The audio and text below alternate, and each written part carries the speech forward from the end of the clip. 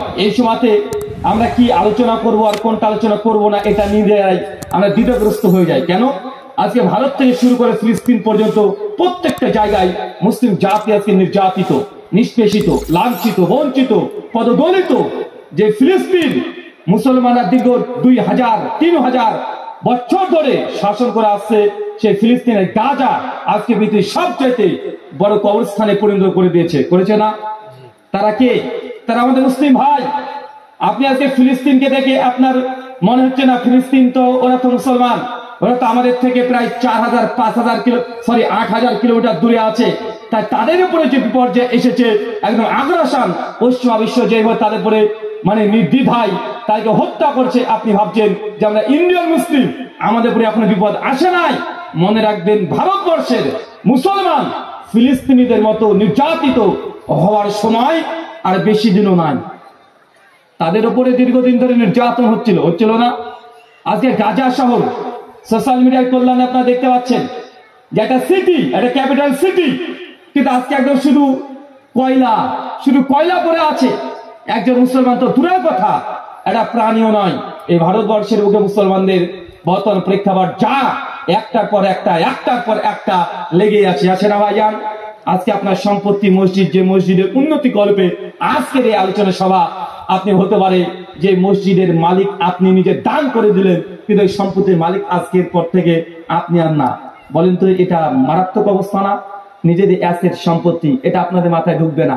আপনারা ভাবেন যে হুজুররা এসে শুধু এই কথা বলে। আরে ভাই, এটা যদি আপনি বুঝতেন যে এটা কত বড় মুসলিমদের বিরুদ্ধে ষড়যন্ত্র করা হচ্ছে, এটা আপনি কল্পনা করতে পারতেন না, স্থির হয়ে আপনি দাঁড়িয়ে থাকতে পারতেন না। তারপরেও একটাই কোরআনের আয়াত, আপনাদের উদ্দেশ্যে গোটা বিশ্বজগতে মুসলিম জাতি নির্যাতিত হচ্ছে ও হবে, এটাই জাস্ট ফাইনাল কথা। আল্লাহ সুবহানাহু ওয়া তাআলা বলছেন কোরআনুল কারীম সূরা রদ সূরা নম্বর 13 আয়াত নম্বর 11 মিডল অংশ, ইন্নাল্লাহা লা ইউগাইয়িরু মা বিকওমিন হাত্তা ইউগাইয়িরু মা বিআনফুসিহিম। আল্লাহ সে জাতি ততক্ষণ পরিবর্তন করবে না যতক্ষণ না তারা নিজেরাই নিজেদেরকে পরিবর্তন করে। আপনি যদি পরিবর্তন না হন, আপনার চিন্তা শক্তি, দূরদর্শিতা যদি আপনি বৃদ্ধি না করেন, আল্লাহ সুবহানাহু ওয়া তাআলা আপনাকে পরিবর্তন করবে না। আজকে বাংলাদেশ দেখেন, দীর্ঘ 16টা বছর বাংলাদেশে হাসিনা সরকার কিভাবে আলেম ওলামার উপরে নির্যাতন করেছিল। দেলাওয়ার হোসেন সাইদি থেকে শুরু করে হাজার এমনকি ডক্টর আরশাদুল্লাহ গালিব স্যার তাকে নির্দ্বিধায় 3 থেকে 3.5 বছর জেলখানায় রেখেছিল না? দীর্ঘ 15 বছর স্বৈরাচারী শাসকের মতো। কিন্তু বাংলাদেশের মুসলমানরা মনে করলো যে না, এই সরকারকে দরকার নেই।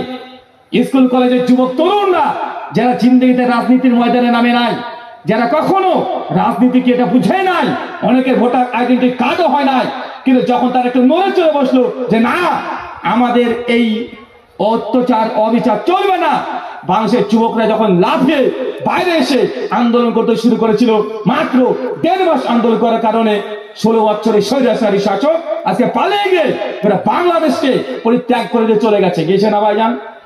ইন্নাল্লাহা লা ইউগাইয়িরু মা বিকওমিন হাত্তা ইউগাইয়িরু মা বিআনফুসিহিম। আল্লাহ সেই জাতি ততক্ষণ পরিবর্তন করবেন না যতক্ষণ আপনারা নিজেরা পরিবর্তন না হন। আপনার এই ভারতবর্ষে আমরা বাস করছি, দীর্ঘ 800 বছরে ভারতবর্ষে মুসলমানরা ক্ষমতায় ছিলাম না?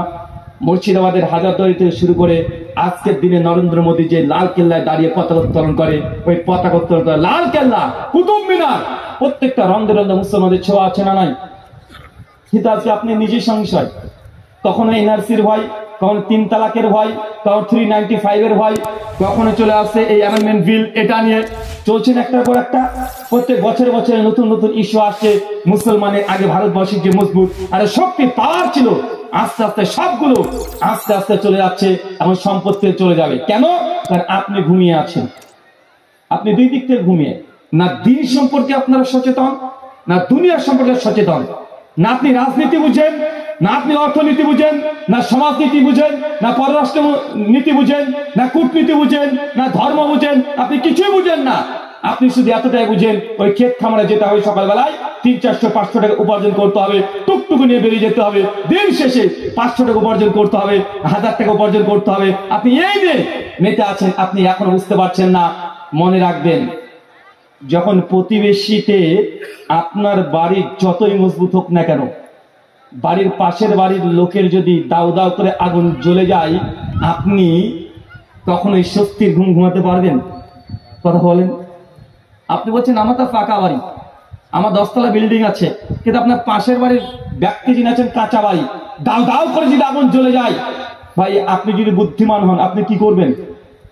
কি করবেন? নিজের বাড়ির সিকিউরিটি বাড়াতে থাকবেন, না পাশের বাড়িটাকে আগে আপনি কোন রকম আগুনটা যেন নিভাতে পারেন এই ব্যবস্থা করবেন? কোনটা করবেন? কোনটা করবেন? পাশের বাড়ির আগুনটা যেন নিভাতে পারি এই কাজটাকে আপনাকে করতে হবে। কিন্তু আপনি যদি নিজের প্রোটেকশন দিতে শুরু করেন, কোন দিক দিয়ে আপনাকে ধোঁয়া দিয়ে, গন্ধ দিয়ে, আগুন দিয়ে ছারখার করে দিবে। তাই গোটা বিশ্বের দিকে একবার তাকান। আল্লাহ সুবহানাহু ওয়া তাআলা আমাদের এই ছোট্ট কথাটা বুঝা তুমি তৌফিক দান করে সকলে পড়ি আমিন।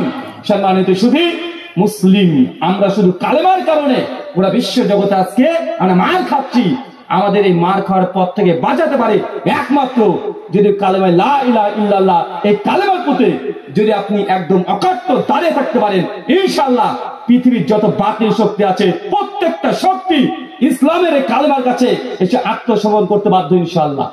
আপনারা এই কালেমার গুরুত্ব বুঝেন না। ভাই আমরা মার খাই কেন? কথা বলেন তো, কেন মার খাই? মুসলমান তাই, অন্য কোনো কারণ আছে? আপনি আজকে হিন্দু হয়ে যান, জিন্দিগিতে আপনার বিরুদ্ধে কোনো কথা বলবেন না। আপনি খ্রিস্টান হয়ে যান, জিন্দিগিতে আপনার বিরুদ্ধে কথা বলবেন না। নাস্তিক হয়ে যান, আপনার বিরুদ্ধে জিন্দিগিতে কথা বলবে না। তা আমার অপরাধ কি? কারণ আমরা হচ্ছে মুসলমান। তো মুসলিম হওয়ার কারণে যদি আমাদের নির্যাতন নিপীড়ন হয়, তাহলে আমরা রক্ষা করতে পারে কে? মানে আপনি যদি পাক্কা মুসলমান হয়ে যান, যদি আপনি সত্যিকারে মুসলমান হয়ে যান, ইনশাআল্লাহ এই মুসলমান সত্যিকারে হলে এই যত রকমের দুনিয়াবি ফিতনা আছে আপনি মোকাবেলা করতে পারবেন। জামি তিরমিজি হাদিস নাম্বার 3550, আল্লাহ নবী আলাইহিস সালাম বলছেন, আমার উম্মতের গড় বয়স 60 থেকে 70। কত বছর?